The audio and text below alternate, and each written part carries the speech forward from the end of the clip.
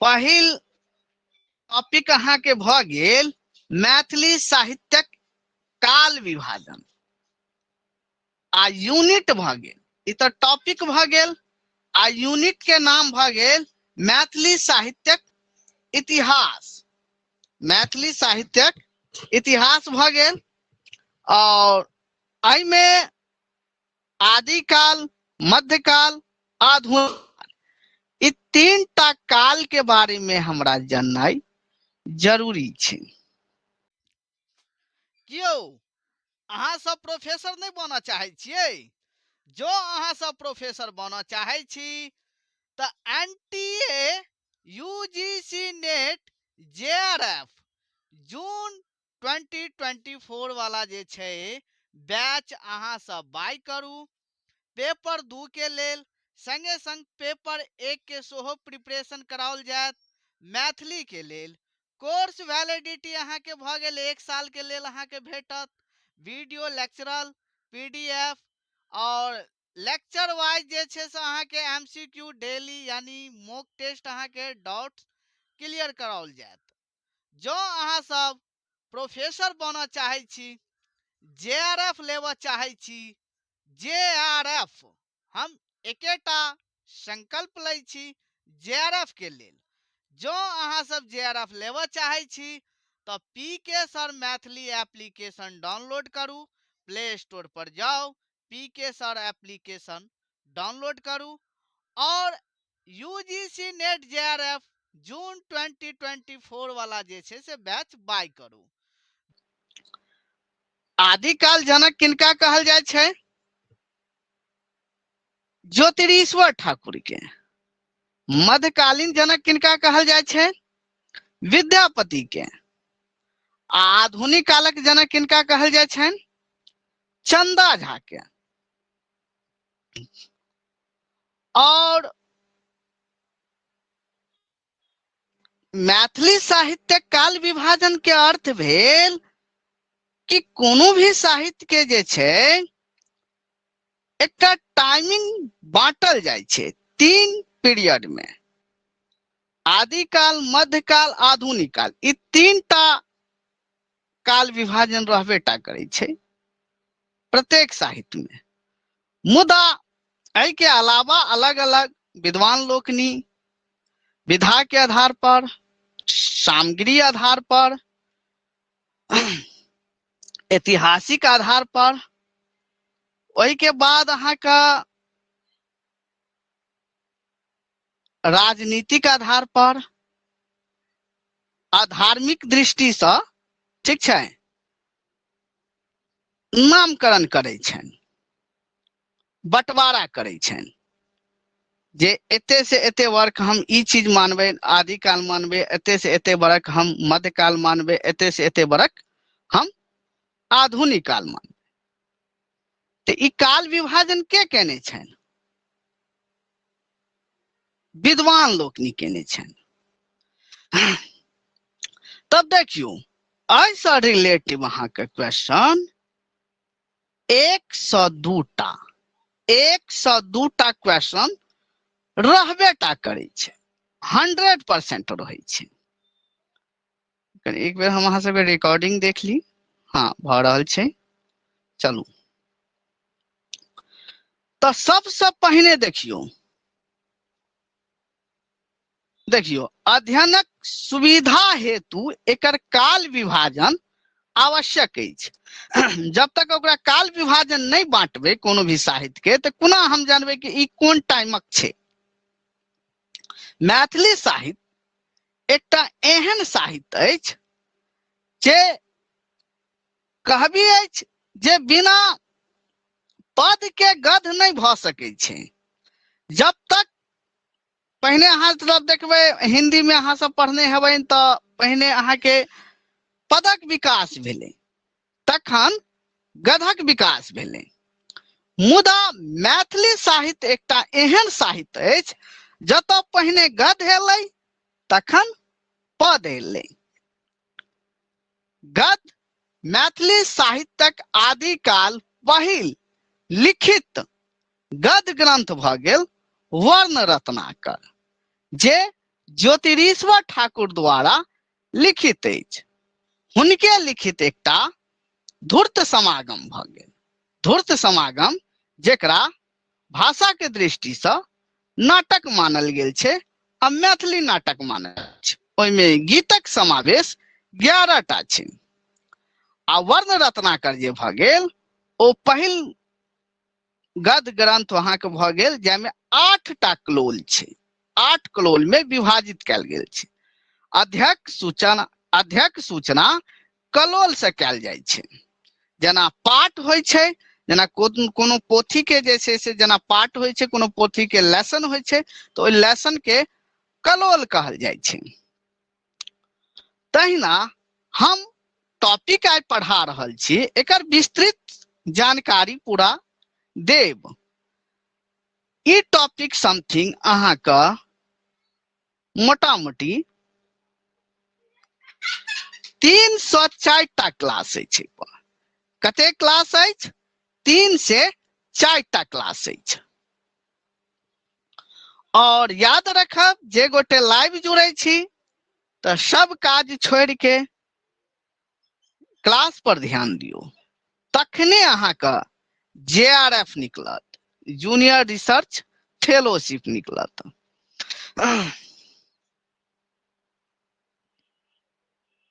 पैघ नहि हेतै से। तब देखियो प्राचीन काल प्राप्त सामग्री आधार पर एकरा 3 भाग में बांटल गेल अछि। कतेक भाग में? 3 भाग में, जेकरा मटेरियल कहै छी। तो मान लिया कोनो भी साहित्य के रूप जखन लेते, भाषा के साहित्य के रूप देल जेते, जखन ओइ साहित्य में भरपूर काज होय, मटेरियल होय, तखन न जाके ओकरा एकटा साहित्य मानल जाइ छै। मैथिली साहित्य एखनो बाल अवस्था में छै, बाल्य अवस्था में छै, मुदा आब धीरे धीरे ओहो पर काज भ रहल छै। पहिल देखियो एकरा सामग्रिक आधार पर 3 भाग में बांटल अछि। प्राचीन काल 1325 ईस्वी धरि मानने छै। ओहिके बाद मध्यकालीन 1325 से 1860 ईस्वी मानल गेल छै। आधुनिक काल 1860 से एखन धरि मानल गेल अछि। एखन धरि एहिमे बहुत विद्यार्थी एब्सेंट छै, मानल गेल अछि। जो अहाँ सबसे पूछे कि सामग्रिक आधार पर मैथिली साहित्य के कतेक भाग में बांटल गेल अछि, तो 3 भाग में। 3 भाग में सामग्रिक आधार पर प्राचीन काल मानल जाइत अछि तो 1325 ईस्वी धरि। प्राचीन काल सामग्रिक आधार पर मध्यकाल मानल जाइत अछि 1325 ईस्वी से 1860 ईस्वी धरि। आधुनिक काल मानल जाइत अछि 1860 ईस्वी से एखन धरि। तो ऑब्जेक्टिव अहाँ के एना सेट क सकै अछि कि मैथिली अध्ययन सामग्रिक आधार पर आधुनिक काल का मानल जाइत अछि तो 1860 ईस्वी में। आई में मिथिला भाषा रामायण आबि जाइ छै, चंदा झा द्वारा लिखल, और एकर जनक भ गेल अहाँके आ मैथिली आधुनिक कालक जनक भ गेल कवीश्वर चंदा झा। तब देखू ओहि के बाद अहाँ के क्वेश्चन कोना सेट कैल जेतै, कोना तैयार कैल जेतै, ओ सबटा पर हम चर्च करब। पहिल देखियो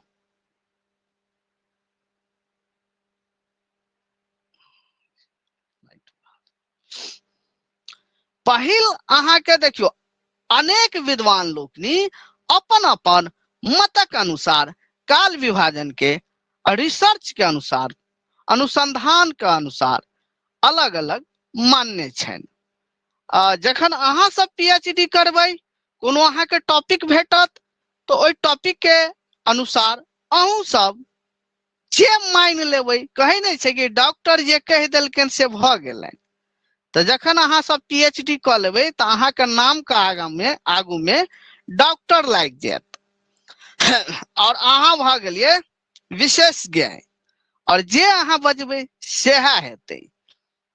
तो देखियो, डॉक्टर उमेश मिश्रक मतक अनुसार ई जे छै काल विभाजन के हिनकर दूटा मत छै। दूटा मतक अनुसार ई काल विभाजन कयने छनि। पहिल भ गेल कृष्ण जन्मक भूमिका में काल विभाजन। कृष्ण जन्म जे किनका द्वारा लिखल गेल अछि? मनबोध द्वारा। मैथिली साहित्यक पहिल महाकाव्य भ गेल, और मैथिली भाषा में पूर्ण रूप से लिखल गेल पहिल महाकाव्य मिथिला भाषा रामायण भ गेल। कते गोटे एकरा महाकाव्य नहीं माने छै, मुदा एकरा मान लेल गेल छै महाकाव्य छै। मैथिली साहित्यक पहिल महाकाव्य किनका से शुरू भेल? ऑब्जेक्टिव बनत अहाँ के त मनबोध सँ। मनबोध सँ ई कतेक अध्याय में विभाजित छै? कृष्ण जन्म कतेक अध्याय में विभाजित छै? तो 18 अध्याय में। याद रखब 18 अध्याय में। ओइ के बाद एतऽ देखू अहाँ के आदिकाल। तो सबसे पहले क्वेश्चन की बनत अहाँ के? डॉक्टर उमेश मिश्रक या डॉक्टर उमेश मिश्र मैथिली साहित्य काल विभाजन कतेक भाग में केने छै, मतलब कतेक मत छै हिनकर? कतेक मत छै? तो दूटा मत। पहिल भ गेल कृष्ण जन्म के भूमिका, और क्वेश्चन नहीं तो बन जायत। देखियो क्वेश्चन कते बनै छै। कृष्ण जन्म के भूमिका लिखने छनि त म उमेश मिश्र, महामहोपाध्याय उमेश मिश्र। दोसर मत भ गेल हिनकर मैथिली भाषा ओ साहित्य। मैथिली भाषा ओ साहित्य जे निबंध भेल ओइ में ओ पुनः अहाँ के अपन मत देने छन। जखन ई अहाँ के पढ़बैन, निबंध पढ़बैन या कृष्ण जन्म के जे अहाँ सब भूमिका पढ़बैन, तो ओइ में ई मत देने छन, काल विभाजन के मत देने छन, अपन विचार व्यक्त केने छन। तो पहिल मत हिनकर भ गेल जे आदिकाल मानने छै 1113 ईस्वी थे। मध्यकाल मानने छन 1300 से 1800 ईस्वी थे। आधुनिक काल मानने छन 1800 ईस्वी से एखन धरि। तो जो अहाँ सबसे क्वेश्चन पूछे कि उमेश मिश्रक मतक अनुसार कृष्ण जन्म में आदिकाल माने छै, तो ऑप्शन देने रहत अहाँ के, यानी 1000 ईस्वी से 1300 ईस्वी धरि। मध्यकाल माने छन 1300 से 1800 ईस्वी धरि। आधुनिक काल माने छन तो 1800 ईस्वी से एखन धरि। जो अहाँ सबके ई पूछ लिया कि डॉक्टर उमेश मिश्र मैथिली भाषा और साहित्य में अपन विचार पुनः, अर्थात मतलब पहिल मत अहाँ के कृष्ण जन्म के भ गेलै, आ दोसर मत अहाँ के माने छन, यानी डिफरेंस क देने छन। तो एहि में देखियो, एहि में की माने छै आदिकाल 1000 से 1600 ईस्वी धरि, आ मध्यकाल 1600 से 1860 ईस्वी धरि, आ आधुनिक काल 1800 से 60 ईस्वी से ल क 1860 ईस्वी से ल क एखन धरि। आब किया माने छै? देखियो छै तो वह अनुसंधान करता वह छन, लेकिन अलग अलग पोथी में अलग अलग मानने छन। आप किया मानने छै? तो अब तो यह जानता कि उमेश मिश्र किया मानने छन, रिसर्च के अनुसार मानने हेतन। तो ऑब्जेक्टिव अहाँ के इहो बनत, ध्यान रखो, उमेश मिश्र मैथिली भाषा और साहित्य में, देखियो एत ध्यान देबे, मैथिली भाषा और साहित्य में आदिकाल माने छनि तो 1060 1600 ईस्वी थे। मैथिली मामा उमेश मिश्र मैथिली भाषा और साहित्य में मध्यकाल माने छनि तो 1600 से 1860 ईस्वी थे। मामा उमेश मिश्र यू ऑब्जेक्टिवे बाज रहल छी, अहाँ सब नोट ओना नोट नहीं करू, एकर हम लिख के वन लाइन में वन लाइन ई तो वन लाइनरे भ गेल, अर्थात ऐसे संबंधित प्रीवियस ईयर में कते क्वेश्चन पूछल के ओ अहाँ के हम भेजब, कते आबे वाला क्वेश्चन एक मतलब अनुमानित हेतै कि ई क्वेश्चन आबे के संभावना छै ओ अहाँ के हम पठाएब। याद रखब प्रीवियस ईयर क्वेश्चन हम अहाँ सबके सबटा पठा देब, ओकर बारी से अहाँ करब कि प्रिंट आउट निकाल लेब 2012 से लक एखन धरि के जते हेतै प्रिंट आउट निकाल लेब, एकटा हाईलाइट ल लेब, हाईलाइट लेला के बाद उ सबटा पर की करबे निशान लगा देबै, बुझलौं। आ सबटा के हम टेस्ट सीरीज में सेहो अपलोड कर रहल छी धीरे धीरे, त टेस्ट सीरीज अखन नहीं लेब, जखन एग्जाम के 2 महीना रहते तखन लेब। तब देखियो तो क्वेश्चन एना भ जेतै। ओइ के बाद हम आबि जाइ छियै त नीचा में ई तो भ गेल उमेश मिश्र के मत भ गेलनि